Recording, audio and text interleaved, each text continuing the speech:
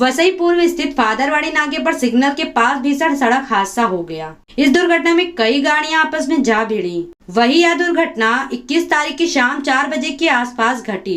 वही दुर्घटना होते ही सड़क पर लोगों की भीड़ इकट्ठा हो गई, साथ ही साथ ट्रैफिक भी लग गया। वहीं इस दुर्घटना में 3 कार, 2 रिक्शे, 1 टेम्पो व 1 बाइक भी क्षतिग्रस्त हो गई।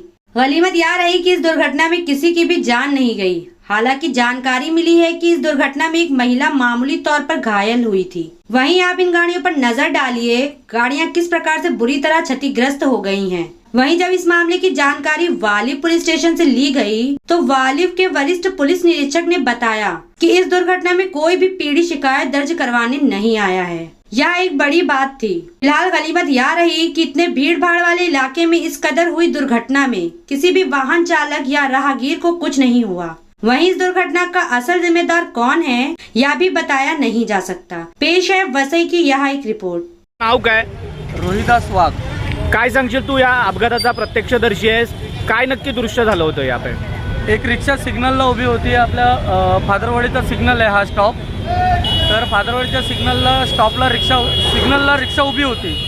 तेवढ्यात फोर व्हीलरवाल्यांनी त्या रिक्षावाल्याला ठोकलेलं आहे। रिक्षावाल्यांनी डायरेक्ट त्या हातगाडीला ठोकलेलं आहे, ज्याचा धंदा होता।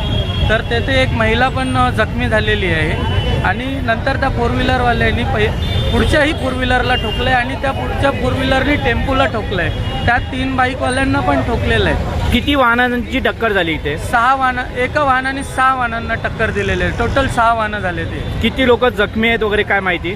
एक लेडीज महिला जखमी आहे। त्या हातगाडीवरती तिथे जेव्हा रिक्षा ठोकली ना तेव्हा त्या महिलेला लागलेला आहे।